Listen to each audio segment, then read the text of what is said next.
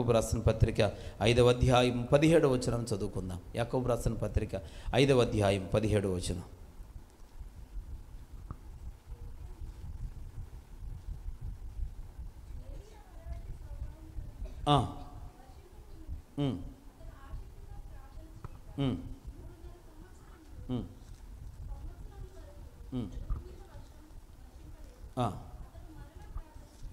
అతడు మరలా ప్రార్థన చేయగా ఆకాశము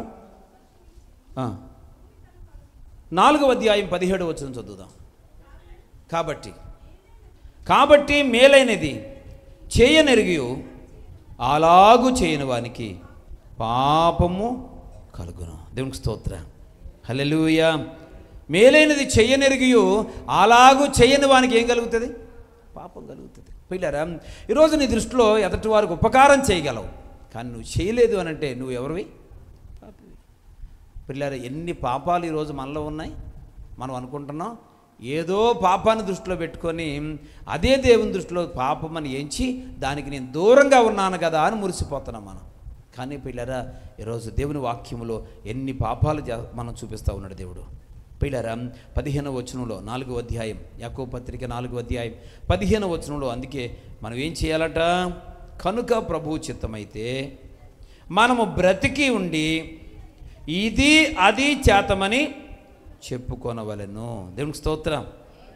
ఏంటి? మనం బ్రతికి ఉండి ఇది అది ఏటిది? ఇదేటి అదేంటి చెప్పండి. ఇది చేద్దాం అంటే ఆత్మ సంబంధమైనటువంటి విషయాలు, కార్యక్రమాలు, పనులు చేద్దాం. శరీర సంబంధమైనటువంటి రీతిగా పిల్లరా అవసరతలో ఉన్నవారికి, ఆకలితో ఉన్నవారికి, కష్టాల్లో ఉన్నవారికి కూడా మనం ఏం చేయాలి? మేలు చేయాలి. స్తోత్రం చెబుదాం. ఆ కష్టాల్లో ఉన్నవారు మన విరోధులైనా కానీ మేలు చేయాలి. మనకు అపకారం చేసిన వారైనా మనం మేలు చేయాలి. పిల్లరా, మనం ఇతరుల క్షేమాన్ని కోరేవారిగా మనం ఉండాల్సిన అవసరం ఉందని ప్రభువు పేరటి తెలియపరుస్తూ ఉన్నాను. ప్రియ దేవుని బిడ్డలారా, మనమందరం కూడా మేలు చేసిన వారికి మేలు చేస్తాం, ఉపకారం చేసిన వారికి ఉపకారం చేస్తాం. అది లోక తీరది. కానీ దేవుని వాక్యం చెప్తుంది స్పష్టంగా, నీవు మేలైనది చెయ్యనెరిగి మేలు పొందేవారు నీ ముందు కళ్ళ ముందు కనబడుతున్నప్పుడు చెయ్యకపోతే మనం ఏం చేసినట్లు? పాపం చేసినట్లు. పిల్లరా, నువ్వు ఎంత ప్రార్థన చేసినా, ఎన్ని పాటలు పాడేసి, ఎంత ఆరాధన చేసి, ఎంత ఘనపరిచేసి, దేవుడి సన్నిధిలో భాషలతో మాట్లాడేసి, పిల్లరా దేవుడి సన్నిధిలో లీనమైపోతున్నా. పిల్లరా, ఈరోజు మన జీవితంలో ఎన్ని దైవ కార్యక్రమాలు చేసినా, ఎంత పరిచర్య చేసినా మేలైనది చేయనెరిగి నీ చేతులు ముడుచుకుంటే, పిల్లరా నీ చేతులు చాచలేకపోతే ఖచ్చితంగా నువ్వు ఉపకారం చేయగలవు. మేలు అంటే ఒక మంచి కార్యక్రమం చేయగలిగి, దేవునికి స్తోత్రం, ఒక మంచి పని చేయగలిగి కూడా నువ్వు చేయకపోతే అది నీకు మంచిది కాదు. దేవునికి స్తోత్రం. హల్లెలూయా. దినాన్ని దేవుని బిడ్డలమైన వాళ్ళరా, మేలు ఏది మేలు? దేవుడి దృష్టిలో ఏది మేలు అంటే ఆత్మలు రక్షించబడ్డం కంటే గొప్ప మేలు ఏదీ లేదు. దేవునికి స్తోత్రం. హల్లెలూయా. ఒక ఆత్మను రక్షించడం కంటే గొప్ప మేలేదీ లేదు. ఒకరిని లోకములో నుంచి దేవుని సన్నిధికి నడిపించడం కంటే మరి గొప్ప మేలేదీ లేదండి. పిల్లరా, చేపలు పట్టివ్వడం గొప్ప సంగత, చేపలు పట్టుకునేలాగా నేర్పడం గొప్ప సంగత అంటే చెప్పండి, ఏది గొప్పది? చెప్పండి.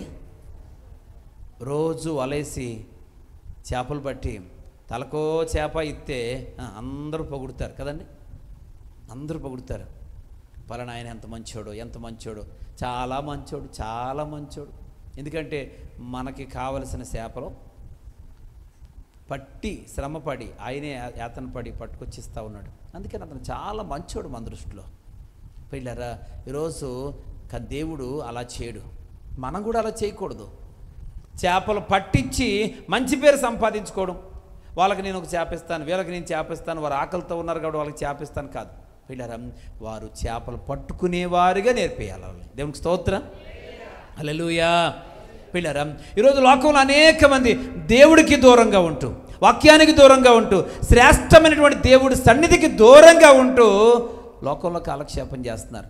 వాళ్ళకి తీసుకెళ్ళి ఎంత ఆహారం పెట్టినా, ఎంత విలువైనటువంటి వస్తువులు వాళ్ళకి ఇచ్చినా వారు అందులోనే ఉండి వాటిని తిని, నువ్వు పెట్టే ఆహారం పిల్లరా 1000 మందికి అన్నదాన సంతర్పణ చేసామండి.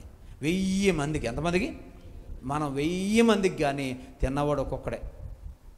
ఆడికి ఎన్ని రోజులు ఉంటుంది? ఆ తిన్న ఆహారం ఒక్కొక్కడు కడుపులో నెల ఉంటుందా? వారం ఉంటుందా? ఒక్క పూట కడుపు నిండింది. దేవునికి స్తోత్రం. 1000 మందికి భోజనం పెడితే నీకు ఇంచుమించు ఒక 50,000 రూపాయలు ఖర్చు అయింది అనుకుందాం. సామాన్యమైన భోజనం అయితే ఒక్కరికి 50,000 నేను ఆ ప్రజల ఆకలి తీర్చడానికి 50,000 ఖర్చు పెట్టాను. నేను 50,000 అన్నదాన కార్యక్రమానికి నేను ఉపయోగించాను. సంకల గుద్దుకుంటూ మురిసిపోతున్నాం మనం. కానీ నువ్వు పెట్టినటువంటి ఖర్చు 50,000 ఖర్చు వాడికి 10 పూటలు కాదండి, ఒక్క పూట కడుపు నింపింది ఎనఫంతే. మరలా సాయంత్రానికి ఆకలే. ఎన్ని పూటలు నింపి వారికి మనం సంతృప్తి కలుగు చేస్తాం? ఎన్ని పూటలు పెడితే వారికి మనం మేలు చేసినట్లు, ఎన్ని పూటలు పెడితే వారికి మేలు చేసినట్టు మనం. ప్రియ దేవుని బిడ్డలారా, ఈరోజు మేలైనది ఏది అని అంటే దేవుని వాక్యం ద్వారా మనం చూడగలిగితే పిల్లరా, ఆత్మల రక్షణే మేలుకరమైంది. హల్లెలూయా. నశించిపోతున్న వ్యక్తిని యేసుక్రీస్తు ప్రభు అనబడిన వెలుగు దగ్గరికి తీసుకొని రావడమే పిల్లల మేలు. దానికోసం పిల్లరా, నువ్వు ఏం ఖర్చు పెట్టినా, శక్తిని ఖర్చు పెట్టినా, సమయాన్ని ఖర్చు పెట్టినా, డబ్బును ఖర్చు పెట్టినా, పిల్లరా మీ జ్ఞానాన్ని వినియోగించిన ఏమైతే చేయండి. కానీ పిల్లరా, ఈరోజు నీ పరువు, నీ ప్రతిష్టను కూడా కొన్నిసార్లు వదులుకోవాల్సి వస్తుంది. పిల్లరా, మన విలువైనటువంటి ఆ యొక్క పరపతిని కూడా ఒక్కొక్కసారి జారవిడుకోవాల్సి వస్తుంది. ఎందుకంటే మన స్థాయిని తగ్గించి మాట్లాడతారు ఒక్కో సందర్భంలో. కానీ అది కూడా సహించాలి, అది కూడా ఖర్చు పెట్టడానికి సిద్ధం కావాలి. యేసు ప్రభువుని గురించి దూషిస్తారు, భరించడానికి సిద్ధంగా ఉండాలి. మనల్నే దూషిస్తారు, భరించడానికి సిద్ధంగా ఉండాలి. పిల్లరా, ఎలాగూ సహించి భరించైన క్రీస్తు యొక్క గొప్పతనాన్ని ఇతరులకు తెలియజేస్తే, వారి రక్షణలోకి తీసుకొస్తే నువ్వు బట్టి ఇవ్వాల్సిన అవసరం లేదు. ఆయనే అనేకులకు ఆశీర్వాదకరంగా ఉంటాడు. దేవునికి స్తోత్రం. ఆ రక్షించబడిన వారే అనేక మందికి దీవెనకరంగా మారిపోతారు. పిల్లలు అగ్గిండి నిండి పొర్లుచున్నదని దావీదు అన్నట్టు వాళ్ళు కూడా అంటారు. మనమే సమృద్ధిలోకి రావడం కదా, ఒకనొకప్పుడు అదే స్థితి కదా మంది, అదే పరిస్థితి మంది. కానీ ఈరోజు పెట్టే స్థాయికి వచ్చాం. ఎవరి వలన చెప్పండి? కొంచెం సౌండ్ పెంచండి, కొంచెం గట్టిగా చెప్పండి. బాగా నీరసంగా ఉన్నట్టుంది మీ అందరికీ. హల్లెలూయా, హల్లెలూయా, హల్లెలూయా. ఎవరి వలన? దేవుని కృప వలన. పిల్లలు, ఆ కృపలోనికి ఒక వ్యక్తిని తీసుకొచ్చి ఆయనకు పరిచయం చేస్తే, ఆయన గొప్పతనాన్ని ఆ వ్యక్తికి పరిచయం చేస్తే, పిల్లలు అది నిజమైన మేలు. ఎంతమందికి ఈ మేలు చేస్తున్నాం? మేలుకరమైనటువంటి మార్గం నీకు తెలుసు, పరలోక రాజ్యాన్ని తీసుకెళ్లే మార్గం మనకు తెలుసు, మేలు పొందేటువంటి, ఆశ్రయం పొందేటువంటి, ఆశీర్వదించబడే మార్గం మనకు తెలుసు. ఎంతమందికి ఈ మేలుకరమైన మార్గాన్ని చెప్తున్నాం మనం?